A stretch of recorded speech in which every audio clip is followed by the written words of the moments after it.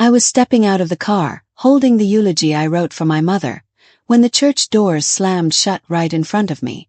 My sister stood just inside the glass entry with her hand still on the handle. I saw the pastor behind her, confused, and two of our cousins staring at me with awkward pity, but no one moved. I tried to push the door, but she twisted the lock with a cold little smile and mouthed, "You're not coming in." I could hear the music starting. People were being seated while I stood outside like a stranger. I pounded once on the door and said her name, but she didn't flinch. Instead, she turned to the funeral director and said loudly she wasn't invited. Mom didn't want her here. I felt every pair of eyes on me through that frosted glass, but not one person stepped out. My chest tightened so hard I thought I'd faint. My hand was still on the door when the organ began to play. "My name is Talia Renford," and that was the morning my sister made sure I couldn't say goodbye to the woman I cared for through every late-night hospital run, every medication schedule, every whispered promise in the dark. I stood there in my black funeral dress, mascara running, holding words I would never get to speak. And my sister Marissa stood on the other side of that glass, smiling like she'd already won. I sat in my car outside the church for 20 minutes after they locked me out. I tried calling cousins, my aunt, even an old family friend who was supposed to speak. Not one person picked up. I watched them carry my mother's casket inside through the side entrance, my sister walking beside it, pretending to wipe a tear. She glanced at my car once and smiled like she'd won. The worst part, she knew no one would question her. She'd spent months painting me as unstable and dramatic behind my back. I could see relatives through the windows, taking their seats, reading programs I wasn't mentioned in. My phone buzzed with a message, from the funeral home itself, not my sister. "Per family directive, you were not approved to attend." I read it 3 times before the words sank in. Proved. Like I needed permission to mourn my own mother. I wanted to scream. I wanted to storm back in and demand answers. But I just sat there, gripping the steering wheel until my knuckles turned white. Because deep down, I knew this wasn't random cruelty. This was planned. I drove home with the speech still folded in my lap. I couldn't go inside. I sat in the driveway reading it out loud to no one until my voice cracked. In the speech, I thanked my sister for helping me care for Mom, not knowing she'd been rewriting the story the whole time. I remembered every night I slept on my mother's floor when she was recovering, every grocery trip, every medication refill, every time I held her hand through pain she couldn't describe. And now my sister was inside giving some performance about being the devoted daughter. I looked at the pages covered in my handwriting. Stories about Mom's laugh, her stubbornness, the way she hummed old songs when she thought no one was listening. All of it trapped in paper that would never be heard. That night, my aunt sent a group photo from the funeral to everyone except me. In it, my sister stood at the podium, tissues in hand, surrounded by flowers and sympathy. The caption read, "Marissa's beautiful tribute to her mother." Her mother. Like I didn't exist. Like I'd never been there at all. I searched online for the obituary, just to torture myself. My sister had written it. My name wasn't in it. Not as a daughter. Not as a survivor. Not anywhere. But her own name appeared 5 times. Marissa, the faithful caretaker, Marissa, her closest confidant, Marissa, who arranged everything. I felt heat crawl up my neck. She didn't just exclude me from the funeral. She rewrote history. I scrolled through the condolence comments, all praising her strength and devotion. People I'd known my whole life posting about how lucky Mom was to have such a caring daughter. Singular. I got a call from the funeral director's assistant later that evening. She was whispering like she didn't want to be overheard. "I'm so sorry, I thought you knew you were removed from the program." Removed. The word sat in my stomach like a stone. I asked her who made that decision. She hesitated, then said, "Your sister submitted paperwork weeks ago listing herself as sole family contact. She said you were estranged." I hung up before she could hear me cry. The assistant had told me my sister said I was too emotionally unstable to attend, and that I had chosen to stay away to avoid upsetting Mom's memory. Hearing that made something in me crack. Not grief, something sharper. I realized she'd been preparing people to accept my absence before I even showed up. She knew I'd come and made sure everyone assumed I was the problem. I thought back to the last few months of Mom's life. How Marissa suddenly started showing up to doctor visits after years of being absent.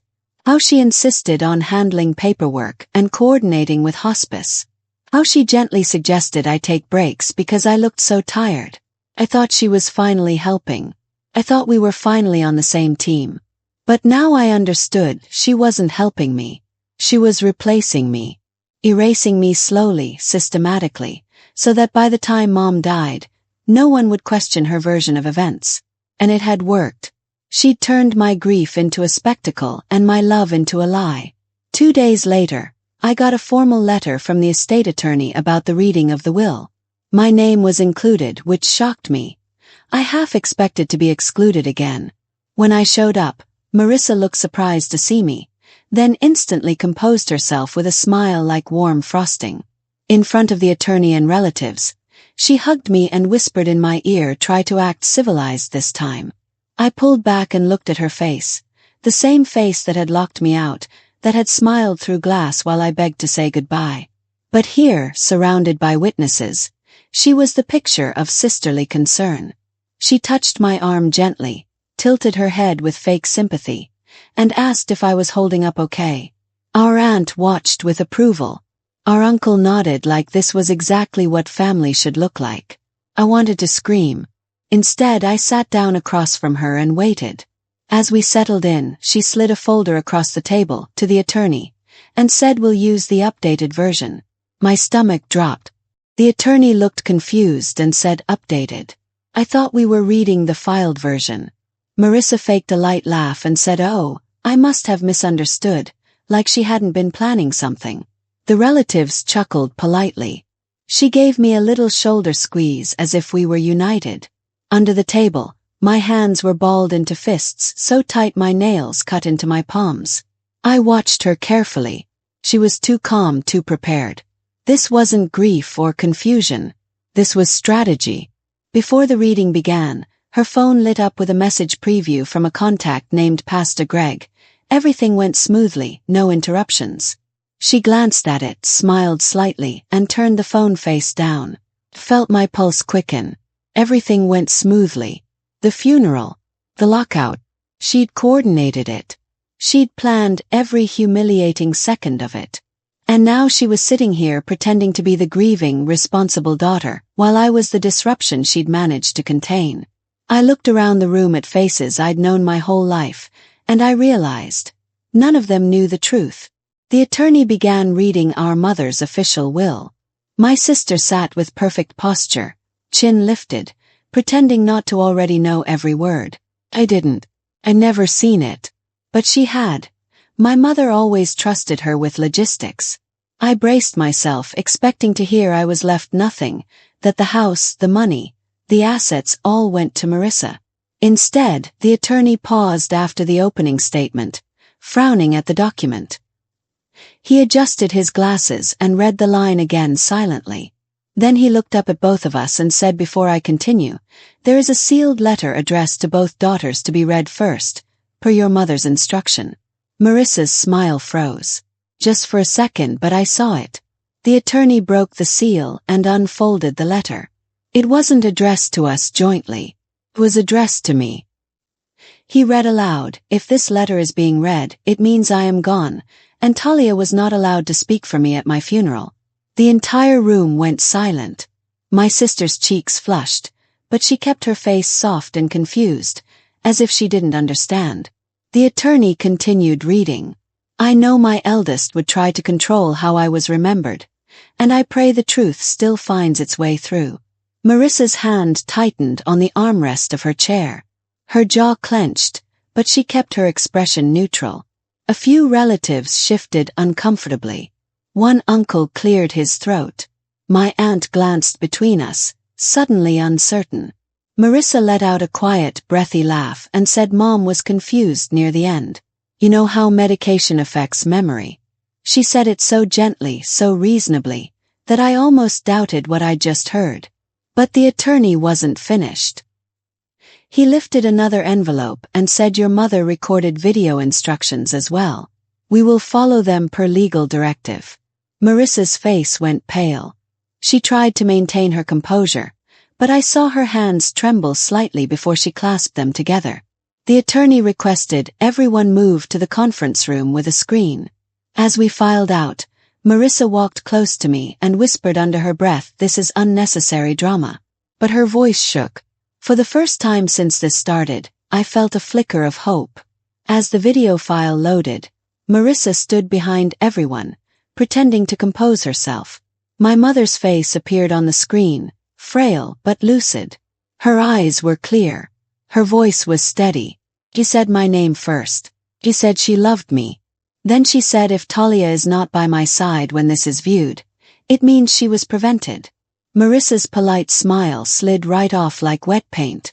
She looked around the room as if searching for someone to interrupt, to stop this, to save her. But no one moved. My mother continued. She talked about fairness, about regret, about mistakes she made letting one sister carry all the burden while the other became the spokesperson. She said she didn't want her legacy rewritten. Every sentence was a blade wrapped in grace. Then she looked directly into the camera and said, and to the one who locked my child out, "Sit down. I left instructions you cannot override." A few people actually turned to look at Marissa. One cousin silently pointed to an empty chair. She sat, face flushed but composed again in seconds. But I saw the cracks forming. My mother continued in the video.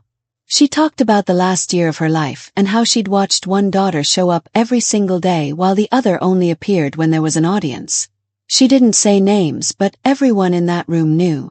She described late nights when she was too weak to call out, and how I would check on her every hour. She mentioned the medication chart I kept, the meals I prepared, the appointments I never missed. Then she said there are things Talia needs to know about what was hidden from her. My heart started pounding. She explained how she had named both of us as medical contacts during her illness, but only I showed up.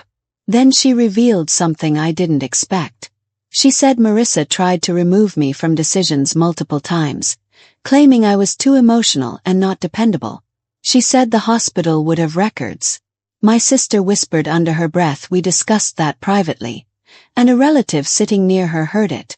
The woman turned and stared at Marissa with a look I'd never seen before. Disbelief mixed with disgust. When the video ended, the attorney opened a different file folder and said your mother left a revised will 6 months before she passed. Marissa blinked, confused but still pretending control. She said sweetly, "Yes, that's the one we brought." The attorney looked her dead in the eye and said, "No, not the one you submitted. The one she filed with a witness present." He laid out 2 separate documents, her version and the original, legally filed one. Marissa's breath quickened. She tried to lean forward to see, but the attorney pulled them back and said we'll review the authentic document first. My sister's mask was cracking fast. She looked around the room for support, but relatives who had smiled at her minutes ago were now avoiding eye contact. The attorney announced that a witness had arrived to verify which will was legitimate. The door opened, and in walked my mother's neighbor, a quiet retired teacher named Mrs. Halpern. She greeted me warmly, then walked right past my sister without acknowledgement. The room felt heavier suddenly, like everyone was holding their breath. Mrs. Halpern confirmed that she was present when my mother signed the earlier will, the one Marissa did not control.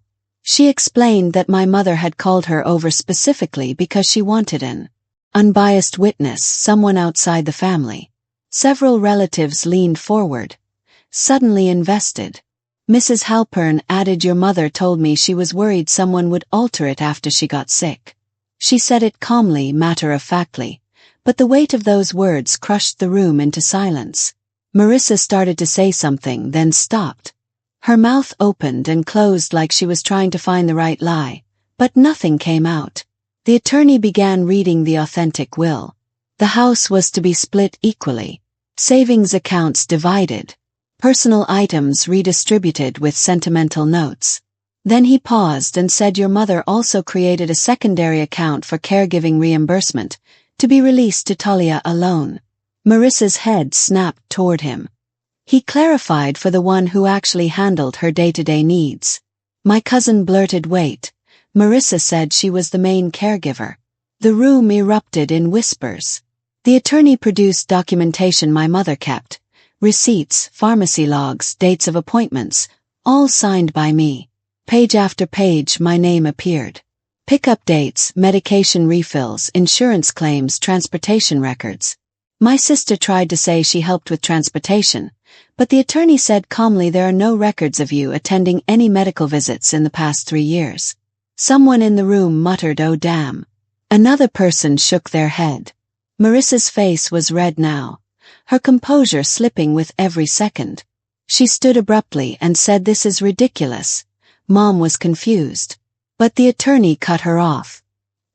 He said your mother was evaluated by 2 separate physicians and deemed of sound mind when she created these documents. She knew exactly what she was doing. Marissa sat back down slowly, like her legs wouldn't hold her anymore. The attorney then mentioned a personal letter addressed to me alone that would be read after the formal proceedings. Marissa's eyes filled with tears, not sadness I realized, but rage. The room was staring at her now. Not with sympathy but suspicion. My aunt asked quietly, "Then why did you block Talia's number during hospice?" The room went still. Marissa stuttered through an excuse about protecting peace and preventing stress. But my aunt wasn't finished.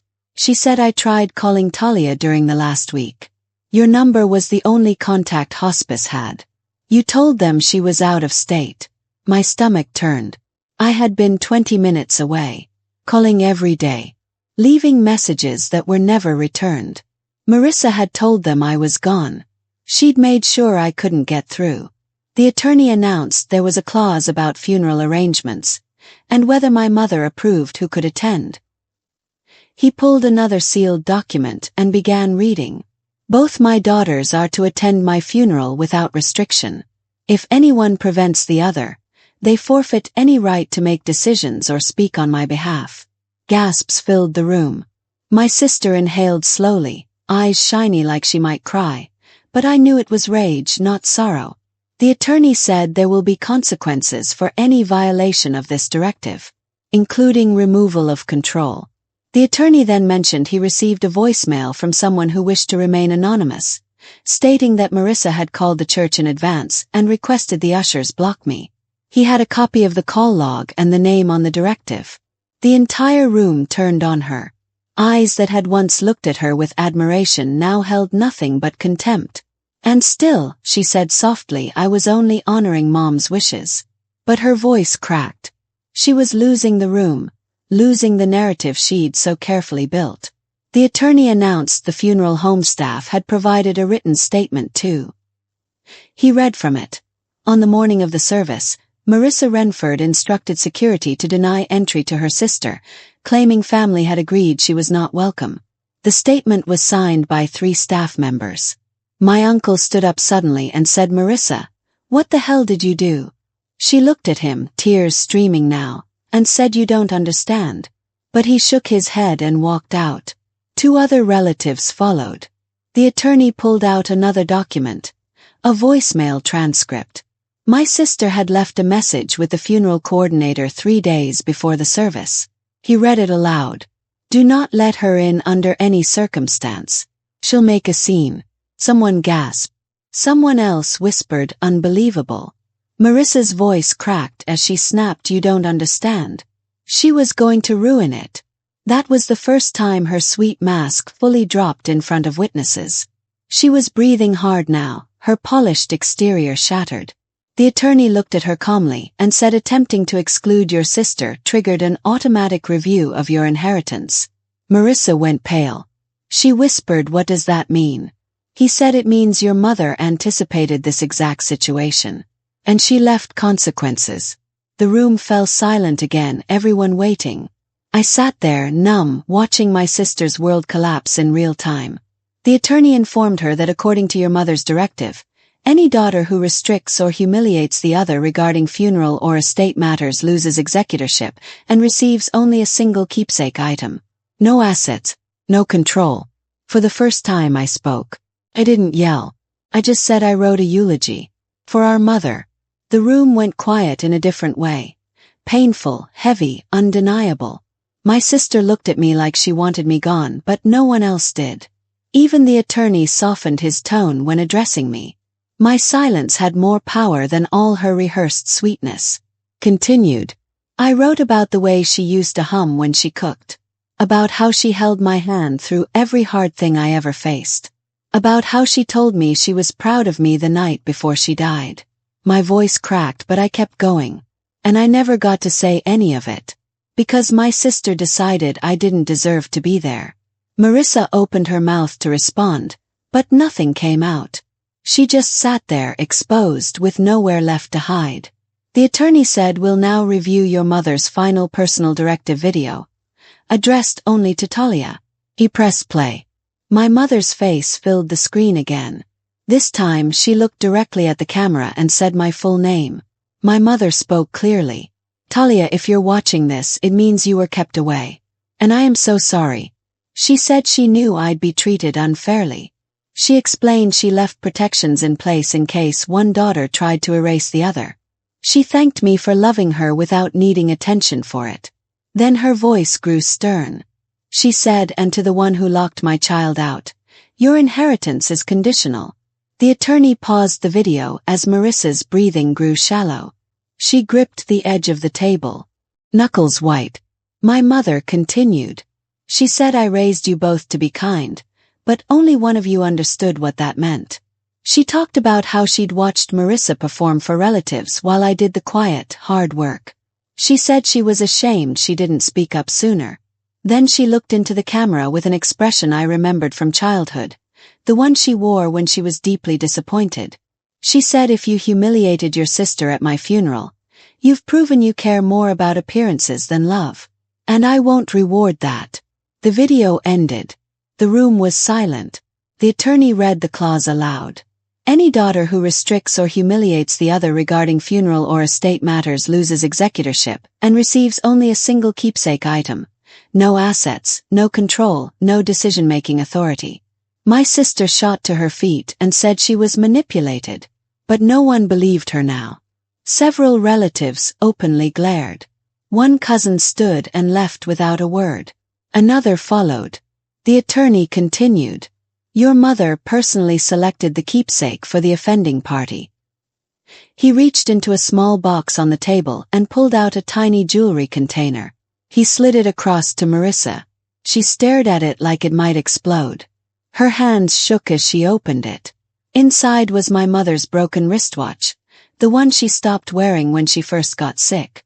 The glass was cracked. The band was frayed. It had stopped at 3:15, the exact time she'd been admitted to hospice. No money, no property, no power.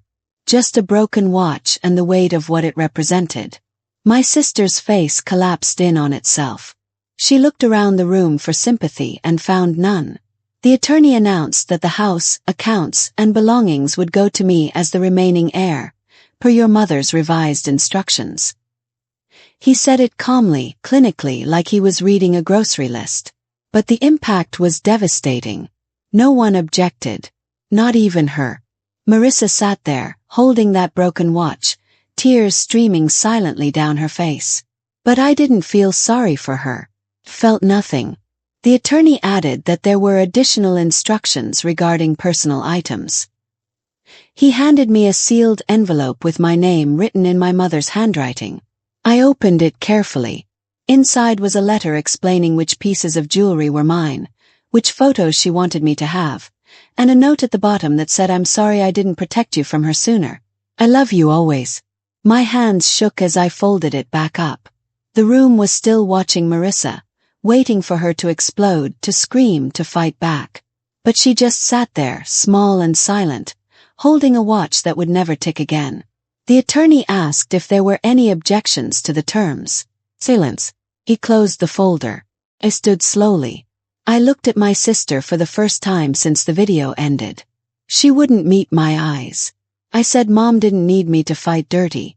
She just needed me to show up when it counted. And I did. Every single day. My voice was steady now, clear. I wasn't angry anymore. I was done. I picked up the folder the attorney handed me and turned toward the door. My aunt stopped me, tears in her eyes, and whispered, "I'm so sorry." I didn't know. He nodded. I knew she meant it.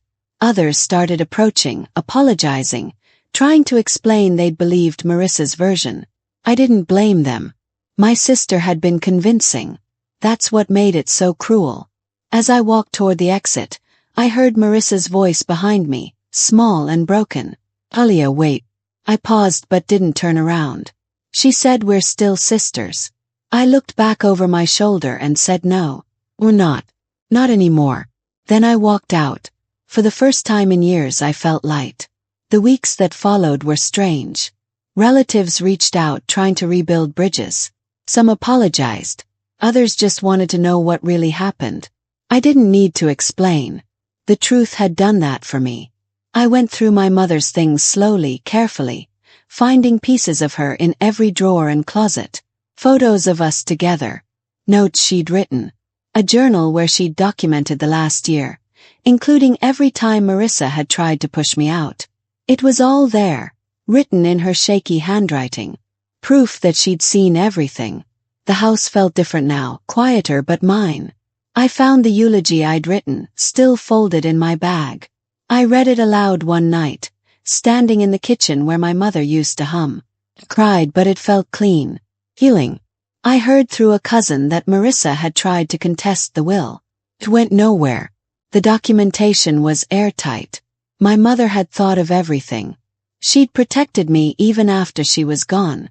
And that broke me in a different way, the kind of breaking that lets light in. Months later, I held a small memorial service. Just a few close friends and the relatives who'd genuinely apologized. We gathered in the backyard my mother had loved, surrounded by her flowers. Finally read the eulogy. People cried. Someone shared a story about her laugh. Another talked about her stubbornness. It wasn't grand or public. It was real. Afterward, Mrs. Halpern pulled me aside and handed me a small box. "Your mother gave this to me a month before she passed," she said. "She told me to give it to you when the time was right." Inside was a locket with a photo of my mother and me from years ago, both of us smiling. On the back, engraved in tiny letters, it said, "You were always enough." I held it against my chest and felt something I hadn't felt in months. Peace. My mother had known. She'd seen how Marissa treated me, how the family overlooked me, how I'd carried everything quietly. And she'd made sure I knew I mattered, that I was loved, that I was enough. I never heard from Marissa again. I didn't reach out and she didn't either. I heard through the family grapevine that she moved to another state, trying to start over where no one knew what she'd done. Part of me wondered if she regretted it. If she lay awake at night replaying the moment she locked me out, realizing it cost her everything. But mostly I didn't think about her at all. I focused on rebuilding the life I'd put on hold while caring for my mother. I went back to work. I reconnected with old friends. I planted new flowers in the garden. And every time I passed my mother's portrait in the hallway, I stopped and said, "Thank you. Thank you for seeing me. Thank you for protecting me. Thank you for making sure the truth came out, even when you couldn't be there to tell it yourself." My sister had tried to erase me from our mother's story. But in the end, she only erased herself. And I was left with something far more valuable than money or property. I was left with the truth. And the truth had set me free.